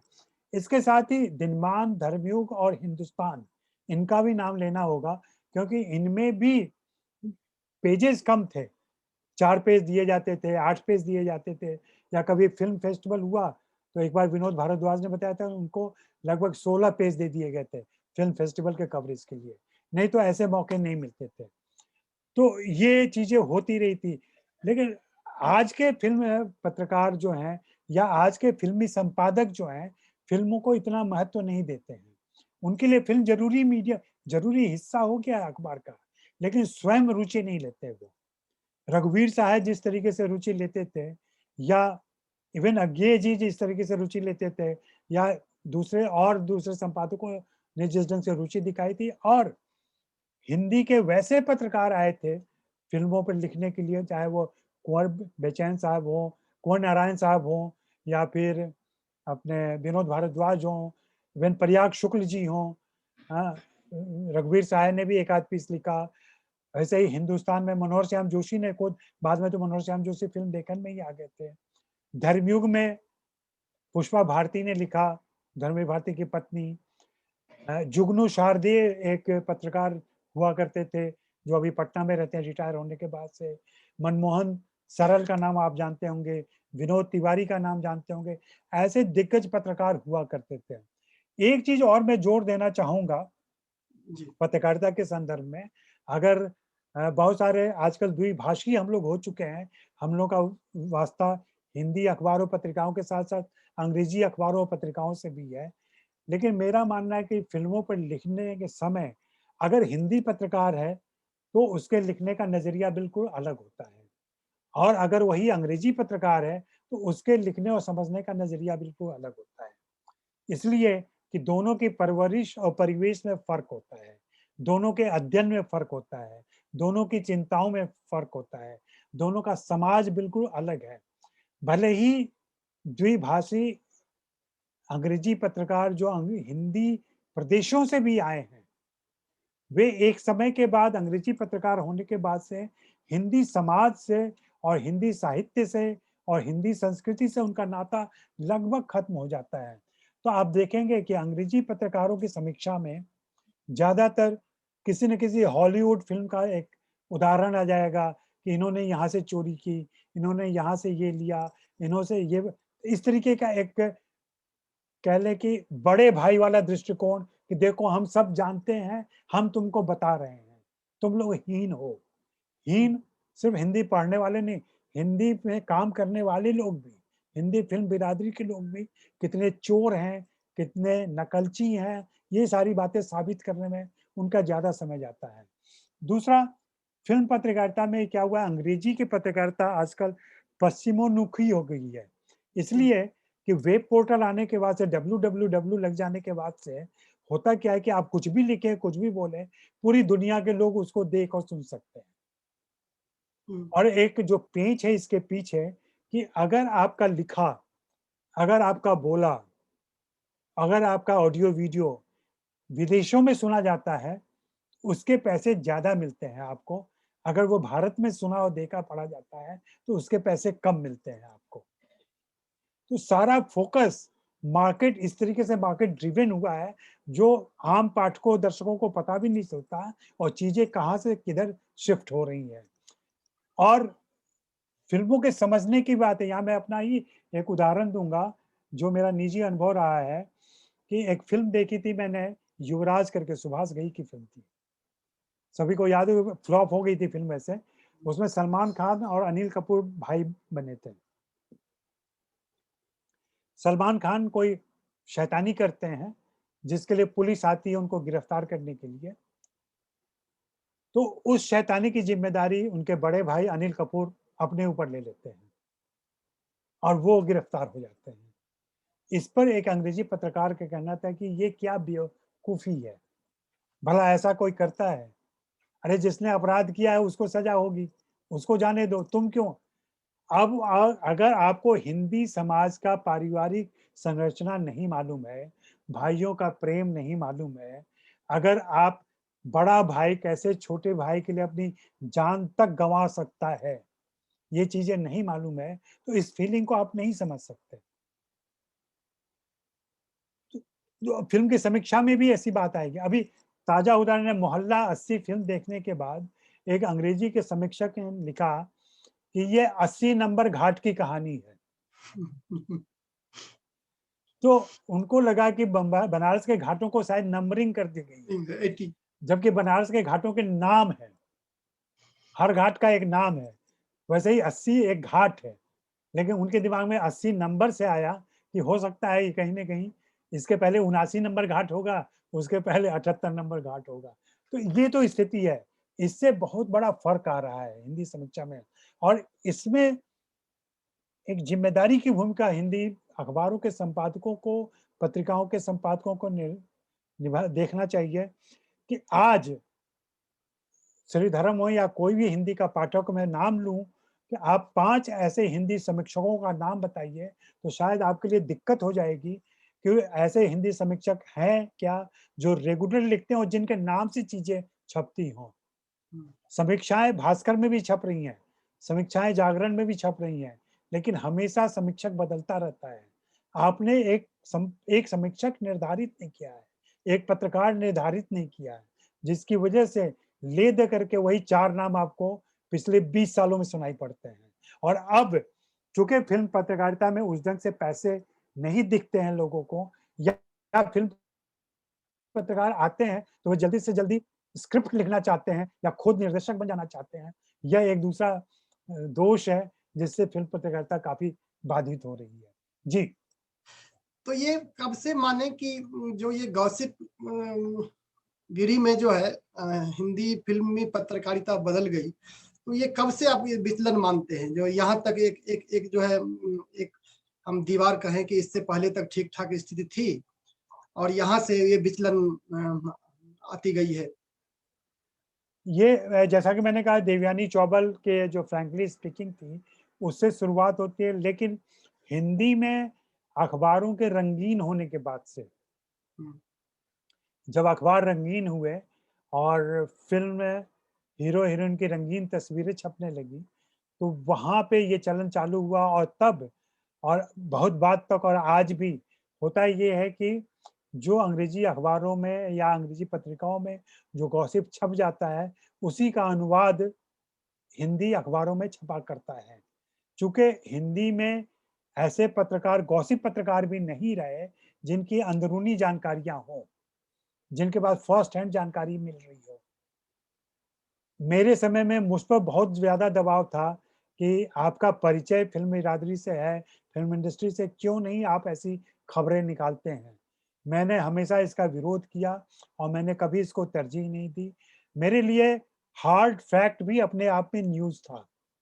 अगर आप तथ्यात्मक जानकारी भी लाके देते हैं, सच्ची बात भी कहते हैं, तो वह भी एक न्यूज़ है, उसमें भी उतनी ही रुचि हो सकती है। लेकिन नहीं, असल में सारा किस्सा अफ़ेयर्स को लेकर के है कि किसका किसके साथ अफ़ेयर चल रहा है, किसने किसकी फ़िल्म छोड़ दी, किसने किसको गच्चा दिया, किसने किसको धोखा दिया, सारी चीज़ें इसी पर चलती हैं। और आपको मैं बताऊँ कि ये सिर्फ़ 5 और 6 व्यक्ति हैं, पत्रकार हैं, जो इसको लिखते हैं मुंबई से। उन्हीं 5-6 व्यक्तियों की लिखी हुई बातें पूरे देश में छपती हैं, रिहैश हो करके। हुँ, और मेरे अपने अध्ययन से ये पाँचों 6 व्यक्ति जो हैं, माफ़ करेंगे, मनोवैज्ञानिक दृष्टि से कहने का इसका मतलब यही बनता है कि निजी जीवन में ये 6 के 6 भावनात्मक रूप से डिस्टर्ब लोग हैं।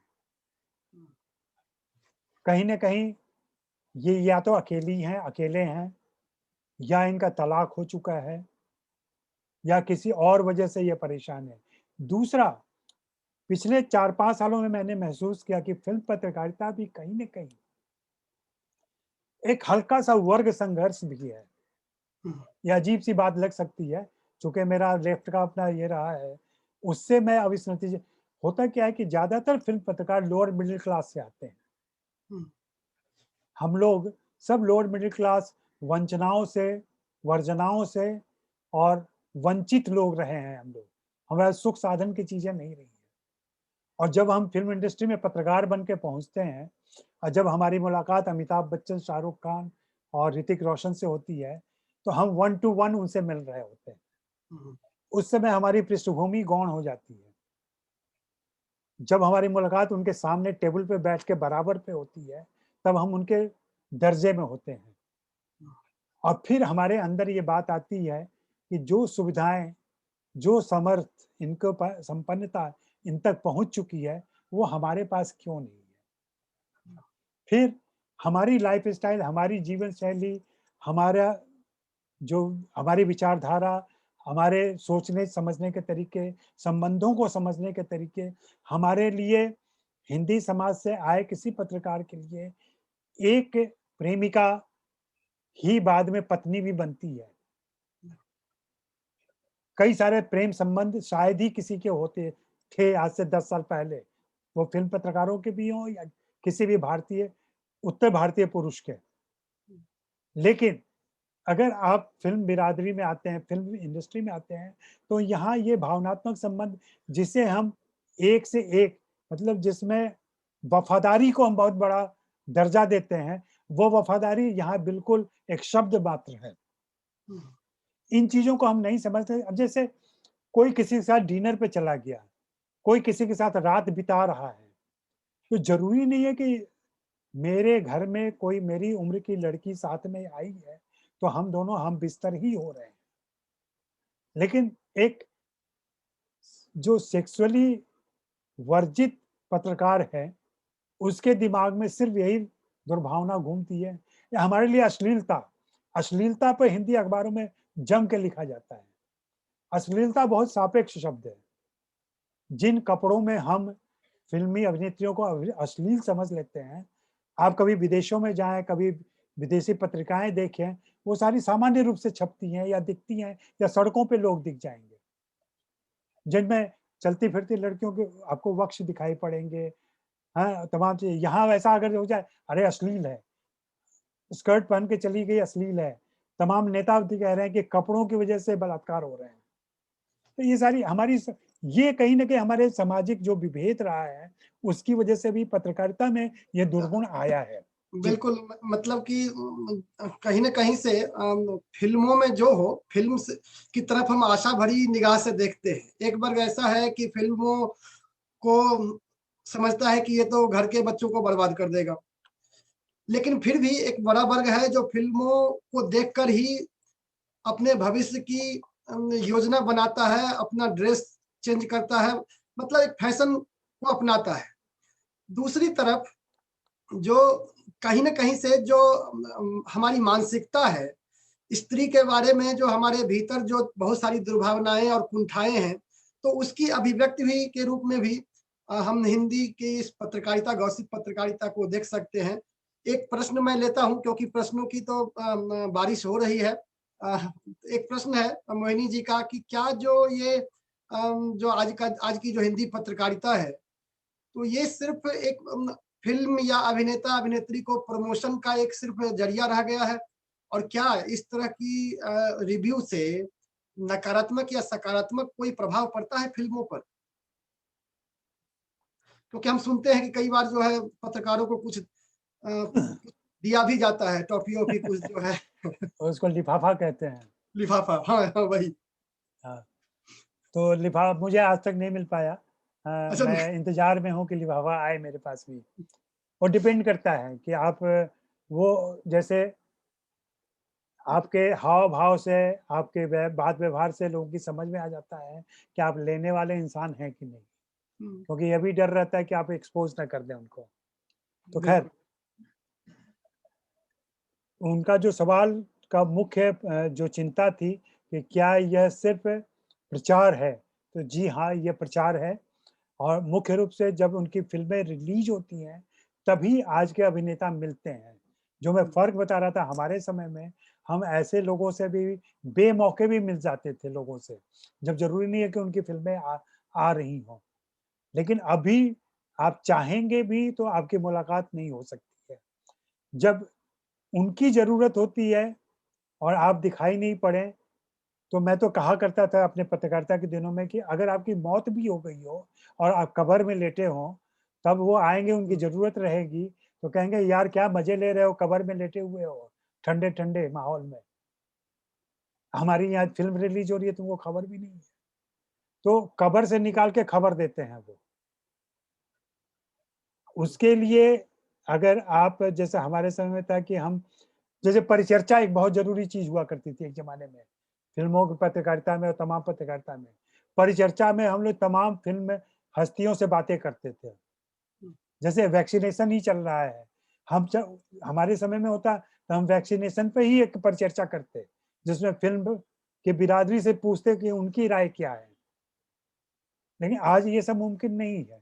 दूसरा सोशल मीडिया आने के बाद से उनके हाथ में एक टूल आ गया है। हुँ, वह टूल ये है कि उनको जब अपने बारे में जानकारी देनी होती है, तो वहाँ से वो जानकारी दे देते हैं और उनके फॉलोवर्स की संख्या बहुत सारे अखबारों से बहुत ज़्यादा है। मतलब अमिताभ बच्चन के फॉलोअर तो लगभग 2 करोड़ से ऊपर हैं।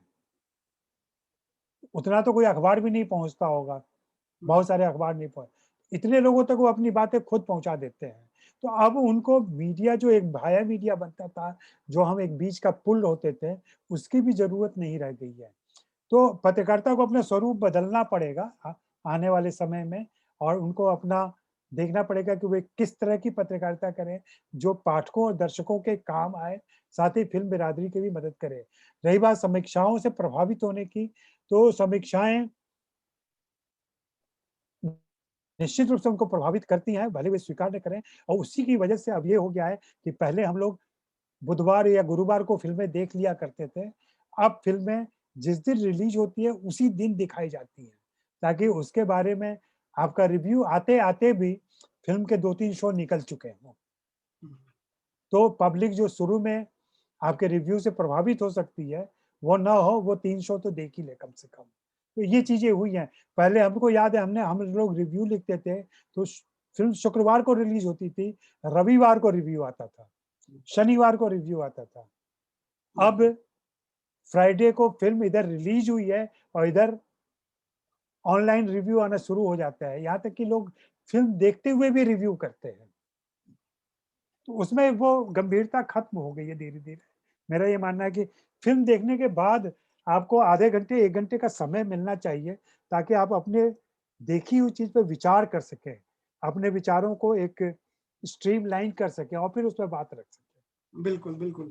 एक प्रश्न है डॉक्टर सचिन बी माने जी का, ये महाराष्ट्र से हैं और आपका व्याख्यान बहुत अच्छा लगा इनको। साहसिक आपने जो आलोचना की है उसके लिए आपको धन्यवाद कह रहे हैं और ये पूछ रहे हैं कि आपने कहा कि जो शुरू की फ़िल्में की जो भाषा तय की गई वो उर्दू मिश्रित हिंदी, हिंदुस्तानी तय की गई और इसकी वजह से कहीं न कहीं से जो जो इस क्षेत्र के बाहर के जो लोग थे, आपने चर्चा भी की हिंदी प्रदेशों की। जी। तो क्या इसी कारण से जो चूँकि प्रतिनिधित्व नहीं मिला क्षेत्रीय लोगों को, इसीलिए क्षेत्रीय सिनेमा मराठी, तमिल या और जो क्षेत्रीय सिनेमाओं का विकास हुआ या फिर उसके विकास होने के अलग कारण थे? नहीं, क्षेत्रीय भाषाओं के विकास के तो बिल्कुल अलग उनके निजी कारण थे। चाहे वो हुँ, मराठी हुँ। हो, चाहे वो तमिल हो, तेलुगु हो, बंगाली हो और ये इन 5 भाषाओं की ज़्यादा फ़िल्में आई हैं। अब तो भोजपुरी, मैथिली और तमाम भाषाओं में हरियाणवी फ़िल्में बन रही हैं। देखिए, अपनी भाषा में आप अगर बात करते हैं, तो अपनी संस्कृति की बातें ज़्यादा अच्छी तरीके से कर सकते हैं। हुँ, एक हिंदी भाषी समाज की समस्या को अंग्रेजी फ़िल्म में भी दिखाया जा सकता है, बिल्कुल दिखाया जा सकता है। लेकिन जैसे मिथिला मखान एक मैथिली फ़िल्म का उदाहरण दूँगा। मिथिला बिल मखान अगर आती है, तो वहाँ मखान की पृष्ठभूमि पर जो फ़िल्म चलती है या वहाँ की भाषा लेकर के, वहाँ के कल्चर को लेकर के या गामक घर एक फ़िल्म आई थी पिछले दिनों, बहुत ही खूबसूरत फ़िल्म है, अभी कभी मौका मिले तो देखें आप। इन सारी फ़िल्मों में बगैर क्षेत्रीय भाषाओं में गए ये शायद अपनी बातें बहुत अच्छे तरीके से नहीं कह पाती। तो मुझे लगता है कि मैं मेरा तो मानना है कि देश की सभी भाषाओं में फ़िल्मों का विकास होना चाहिए। हिंदी का आधिपत्य कम होना चाहिए। हिंदी ने जैसे दूसरी भाषाओं की फ़िल्मों का नुकसान किया है, जैसे कि हॉलीवुड के सिनेमा ने विश्व की तमाम फ़िल्मों का नुकसान किया है और लगभग खा लिया है उसने। जर्मन का सिनेमा खत्म है, जर्मनी का, फ्रांस का सिनेमा खत्म है लगभग, स्पेनिश और बाकी दूसरी भाषाओं की फ़िल्में खत्म हो गई हैं लगभग। वैसे ही हिंदी के सिनेमा ने तमाम मैं क्षेत्रीय नहीं कहूँगा, मैं राष्ट्रीय भाषाओं की फ़िल्में कहूँगा। क्षेत्रीय शब्द मुझे बड़ा अजीब-सा लगता है। हुँ, हुँ। ये सारी राष्ट्रीय भाषाएँ हैं हमारी। तो राष्ट्रीय भाषाओं की फ़िल्मों को नुकसान पहुँचाया है इसने या बोलियों को नुकसान पहुँचाया है। और हर कोई हिंदी में आना चूँकि हिंदी में पैसा ज़्यादा मिलता है, हिंदी में एक नेशनल रिकॉग्निशन मिलता है आपको, इसलिए शायद उस तरफ लोग ललकते हैं। अब तो ये स्थिति हो गई है कि अभी टेक तकनीकी सुविधाएँ इतनी आ गई हैं कि अब आप किसी भी एक भाषा में फ़िल्म बनाएँ, उसको सभी भाषाओं में दिखा सकते हैं। अनुदित कर लें, डबिंग कर लें और तुरंत के तुरंत सारी भाषाओं में आ जाएँगी चीज़ें। तो अब ये चीज़ें आसान हो गई इसलिए आप देख रहे होंगे कि इधर तेलुगु और तमिल के बहुत सारे अभिनेता अपनी फ़िल्मों को लेके हिंदी में आ रहे हैं और हिंदी की बहुत सारी फ़िल्में तेलुगु और तमिल और बंगाली में भी डब होके रिलीज़ हो रही हैं। जी। एक डॉक्टर विनय जी का प्रश्न है कि भारतीय सिनेमा में सिग्नेचर आर्टिकल और कवर पेज राइटिंग में क्या अंतर है? What is the difference between signature article and cover page writing in Indian cinema? Cover page writing तो हो गई कि कवर पे आप जिसकी तस्वीर ले रहे हैं, हाँ, उसके हिसाब से अगर बाद में स्टोरी डाली जाती है, मतलब बेसिकली मेन लीड जो होता था, वो मेन लीड स्टोरी क्या है उस इशू की, वो होता था। सिग्नेचर आर्टिकल वो हुए कि जब कलाकार खुद लिख के देता है और खुद अपनी बात कहता है, तो ऐसे बहुत कम लोग रह चुके जिनकी भाषा भी अच्छी हो, जो लिख सकें। इसलिए बाद के दिनों में ये हुआ कि सिग्नेचर आर्टिकल ही होता था, लेकिन एज टोल्ड टू हो जाता वो। जैसे कोई हस्ती जो बोलने लिख नहीं सकता, वो मुझे अपनी बातें कह देता था और फिर मैं उसकी बातों को उसी के भाषा में लगभग सिर्फ ग्रामर थोड़ा-सा इधर-उधर करके और प्रांजल बना करके उसको पेश कर देता था। तो सिग्नेचर आर्टिकल और लेकिन सिग्नेचर आर्टिकल तो वही हुआ वास्तव में जहाँ कोई फ़िल्म कलाकार या फ़िल्म टेक्नीशियन, डायरेक्टर, प्रोड्यूसर अपने साइन के साथ वो आर्टिकल दे रहा हो। ऐसा माधुरी के दिनों में बहुत हुआ है और 60s में, 70s में इस तरीके का चलन ज़्यादा था। मीना कुमारी ने लिखा है, नरगिस ने लिखा है, नरगिस ने तो मीना कुमारी की मौत पर भी लिखा है। हुँ, उस तरीके से लोग लिखते थे। आज के कलाकार लिखते नहीं है, वो सिर्फ़ 240 शब्दों में आके ट्विटर पर अपनी राय दे देते हैं या उससे भी संक्षेप में आरआईपी लिख दिया, हो गया काम खत्म। बिल्कुल। एक प्रश्न है नीरज जी का, absolute criticism is a totally impersonal phenomenon. Don't you think these days film criticism like the phenomenon? देखिए फ़िल्म जो उन्होंने जो बात रखी है उसको मैं समझते हुए ये कह सकता हूँ कि फ़िल्म वास्तव में एक बहुत ही सापेक्षिक चीज़ है और मैं हमेशा से कहता हूँ जैसे मेरे साथ जो शागिर्द आए मेरे काम करने के लिए, उन्होंने कभी मेरी नकल या दूसरे की नकल करने की कोशिश की। मैंने हमेशा सबको मना किया कि ऐसा नहीं कीजिए, आप अपनी राय लिखिए और अपनी राय अपनी जानकारी के आधार पर लिखिए। और वस्तुनिष्ठता समीक्षा में एक बहुत ही अमूर्त शब्द है। हम्म, मेरा मानना है कि आप अपने परिवेश, अपनी पढ़ाई, अपने ज्ञान, अपनी जानकारी से जो धारणा बनाते हैं, जो निष्कर्ष निकालते हैं, जो एक विचार सरणी आपकी बनती है, उसी के आधार पर आप उसका मूल्यांकन करते हैं। और जो मैंने उदाहरण आपको 2 भाइयों में एक भाई का दूसरे भाई के प्रति बलिदान देने की बात जो की थी, वह बलिदान या वह त्याग वही समझ सकता है, जो उत्तर भारतीय परिवारों से आ रहा हो, अन्यथा वो नहीं समझ सकता। तो इम्पर्सनल तो होने की कोशिश की जाती है, लेकिन कहीं न कहीं ये पर्सनल स्टेटमेंट ही होता है, रिव्यू जो होता है। जी। अच्छा, आपने एक बहुत महत्वपूर्ण जानकारी दी थी कि मंटो जैसे लेखक को भी शुरू में फिल्म में एंट्री लेने के लिए अपनी रचना दूसरों के नाम से देनी पड़ी। जी। तो इस तरह से तो ये शोषण भी होता हुआ और होता होगा। तो क्या ये आज भी प्रचलन है कि लिख रहे हैं अजय जी और नाम किसी बैनर की के तहत जो है किसी और का जा रहा है, या इस तरह से आज भी होता है, या फिर आप में क्षमता है, मान लीजिए कि कोई जाना चाहता है बॉलीवुड में अपनी स्क्रिप्ट राइटिंग के लिए, तो उसका संघर्ष किस तरह का होगा? एक पत्रकार की दृष्टि से आपने जो देखा है। नहीं, घोस्ट राइटिंग तो आज भी चलती है हुँ, और नए लेखकों का शोषण भी होता है। नए हुँ, लेखकों की कहानियाँ चुरा ली जाती हैं और उनका ये सारा सिलसिला तो शुरू से लेके अभी तक चल रहा है। मंटो वाला प्रसंग ये था कि मंटो की वो पहली फ़िल्म थी हुँ, और मंटो उस समय नौकरी कर रहे थे मुंशी की, आदर्श ईरानी के दफ्तर में। तो आदर्श ईरानी को लगा मुंशी मतलब मुंशी, तो यार मुंशी कहानी लिखेगा मेरी, कोई बड़ा नाम जोड़ो इसके साथ। हुँ, तो बड़ा नाम जोड़ने के चक्कर में उन्होंने डॉक्टर जियाउद्दीन को बुला लिया, चूँकि वो डॉक्टर थे, फारसी पढ़ाते थे, शांति निकेतन में थे हुँ, और उनसे कहा कि गुरु ये फ्रॉड करना है, कहानी के तौर पे। तो वहाँ शोषण नहीं हुआ था हुँ, कि नाम मैं तुम्हारा दे दूँगा, हाँ? और उस नाम से ये मंजूर हो जाएगा, फिर फिल्म बन जाएगी। लेकिन बाद के दिनों में तो ये होता रहा है, शोषण आज भी जारी है, लेकिन अब उसके लिए एक संस्था आ चुकी है जिसका नाम है स्क्रीन राइटर्स एसोसिएशन। अगर आप अपनी कहानी वहाँ रजिस्टर्ड कर देते हैं तो आपको दिक्कत नहीं होगी। और उसका एक तरीका, और भी तरीके हैं, जैसे मेरी किताब अनुराग कश्यप पर जो है, जो नॉर्टनल से प्रकाशित, तो वहाँ अनुराग कश्यप ने बहुत अच्छी बात बताई है कि स्क्रिप्ट लिखने के बाद आज के ज़माने में वे खुद को ही मेल कर दिया करते थे, सबूत के लिए कि ये कहानी मैंने इस साल लिख ली थी। उस सबूत को बनाने के लिए अपनी कहानी लिखी और खुद ही को मेल कर दिया, किसी और के बजाय।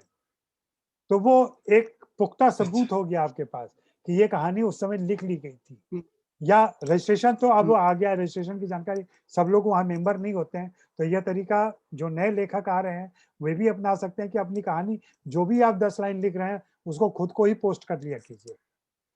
ताकि कल श्रीधरम दावा न ठोक दे कि इस पर कॉपीराइट ये मेरा है, कहानी चोरी की। चोरी की है। जी। बिल्कुल बिल्कुल। अ, आपने प्रिंट मीडिया में बहुत लंबे समय तक, मुझे लगता है कि 35 साल तक जो है फिल्मों पर पत्रकारिता की है।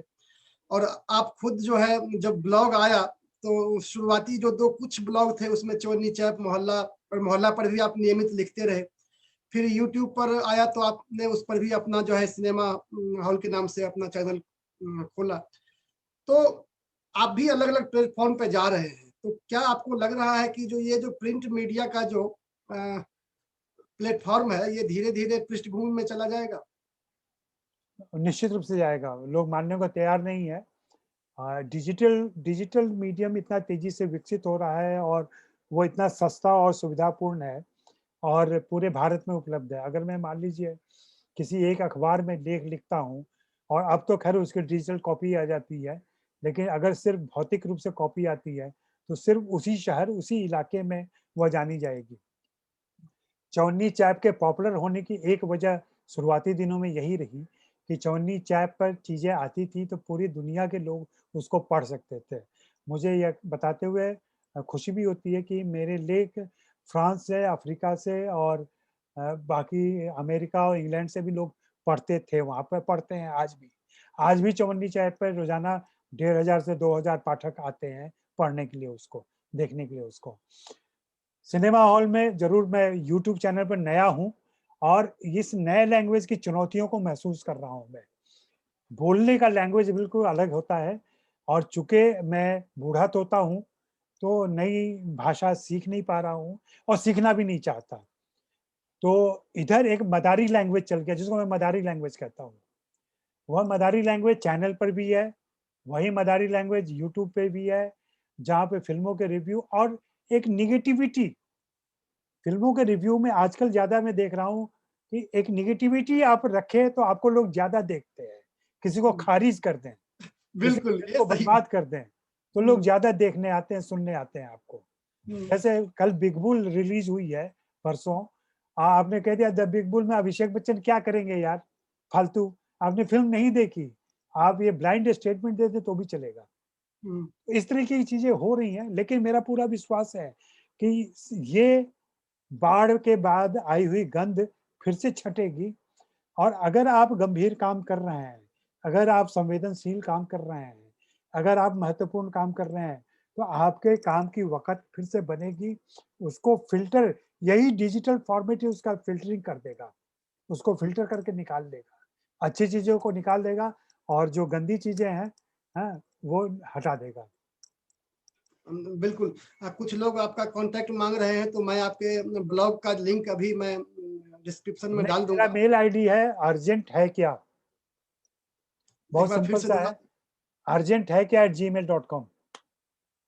बिल्कुल, और मैं आपके ब्लॉग का भी लिंक यहाँ नीचे डाल दे ब्लॉग रहा का हूँ। दे दीजिए लिंक और मेरे यूट्यूब चैनल का भी लिंक दे दीजिए। हाँ, वो भी मैं दे देता हूँ।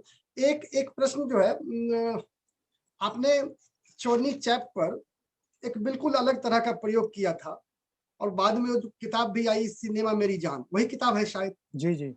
हाँ, तो उसमें उसके जो लिखने वाले थे, उसमें कहीं से फ़िल्म पत्रकार नहीं थे, और सिनेमा कि वो सिर्फ़ दर्शक या श्रोता, या कहिए कि उससे आनंदित होने वाले लोग थे। तो ये आइडिया किस रूप में आया और इसका क्या रिस्पॉन्स रहा? इस पर थोड़ा सा प्रकाश नहीं, डालें तो बेसिकली हम। मैं नहीं इस पर लोगों ने काम किया है थोड़ा बहुत, हिंदी में नहीं काम हुआ था। देखिए कि हम हिंदी समाज से आते हैं और भारतीय समाज इन जनरल कह लें, हम सभी के जीवन में सिनेमा रहा है। वर्जित रूप में रहा हो, वांछित रूप में रहा हो या अवांछित रूप में रहा हो, सिनेमा के प्रति एक ललक हमारी हमेशा रही है। तो सिनेमा से हमारा प्रेम भी रहा है, हम सभी के प्रिय फ़िल्में रही हैं और हम सभी के प्रिय गीत रहे हैं, जिनको हम तन्हाइयों में गुनगुनाते हैं। बाथरूम में जाते हो तो आप अगर रिकॉर्ड करना शुरू करें अपने बाथरूम में गुनगुनाने का, तो वही 10 गाने होंगे जो पिछले 25 साल से आप गुनगुना रहे हैं, बाथरूम में अपने। हुँ, तो मैं तो कहता था कि ये फ़िल्में जो हैं सो अत्याधुनिक धर्म है और सारे हीरो-हीरोइन हमारे देवी-देवता हैं हुँ, और फ़िल्मी गीत जो हैं सो भजन हैं। हुँ, तो सभी के जीवन में ये धर्म आ गया है, सभी के जीवन में देवता आ गए हैं, सभी के जीवन में ये भजन है। मैं ये चाहता था कि लोग अपनी यात्राओं के बारे में लिखें, सिनेमा से उनका रिश्ता कैसे इमोशनल रिश्ता जो बनता है, वो कैसे बना? और मुझे बहुत खुशी है कि उस समय जिन लोगों ने उसमें लिखा, वे आज सभी मीडिया के बड़े नाम हैं और या जिस भी फ़ील्ड में वे गए, वहाँ बड़ा नाम हो गया है उनका। लेकिन वो मुझे एक फ़िल्म निर्देशक ने कहा था कि मैं इन सारी कहानियों को लेकर के अगर चाहूँ तो एक फ़िल्म बना सकता हूँ, हुँ, पूरी फ़िल्म कि सिनेमा देखने का क्या तरीका रहा है, कैसे लोग देखते थे, कैसे एक दिन के लिए वीसीआर आता था, कैसे 5 फ़िल्में जमा कर ली जाती थी, कैसे रातों-रात फ़िल्म देखी जाती थी या कैसे महाभारत, रामायण या दूसरे या उस संग्रह में श्रीधरम आप हुँ, मानेंगे कि लड़कियों ने ज़्यादा बेहतर लिखा है, ओह! क्योंकि लड़कियों के सामने बहुत मुश्किलें थी फ़िल्में देखने की। हुँ, हुँ, वे किस तरीके से चोरी छिपे या इधर मुझे एक सहयोगी ने जिन्होंने उसमें कंट्रीब्यूट किया है, उन्होंने अपना लेख भेजने के बाद मुझसे कहा कि सर मेरा लेख हटा दीजिए वहाँ से। तो मैंने पूछा क्यों?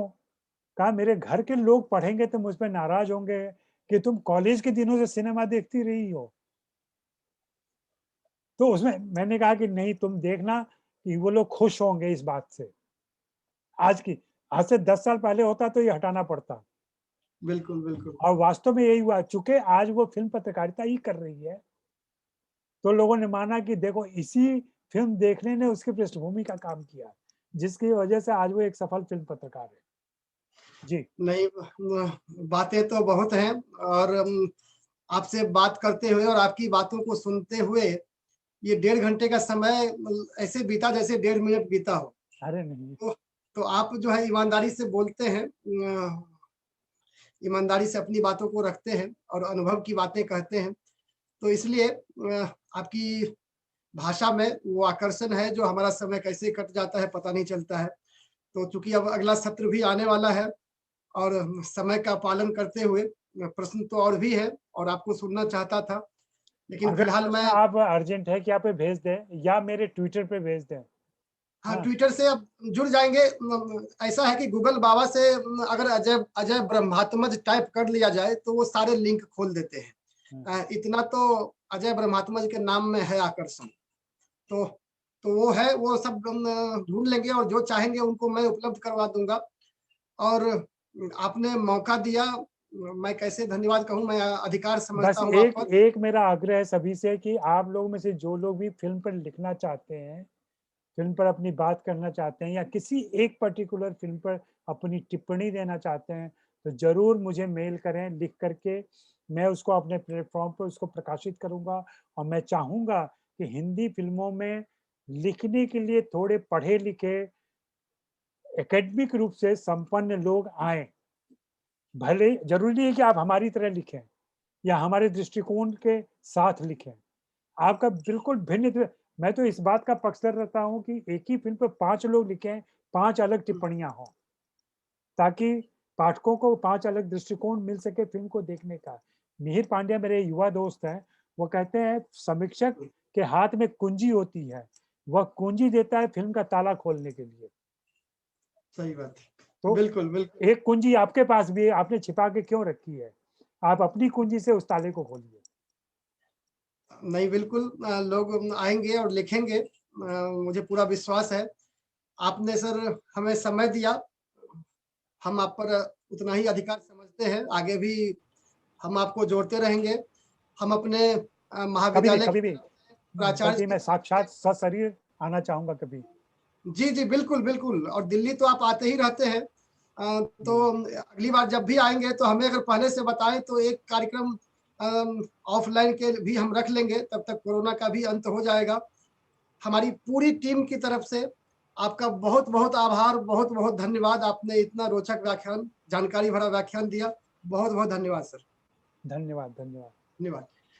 अ, मैं अपने रविंद्र जी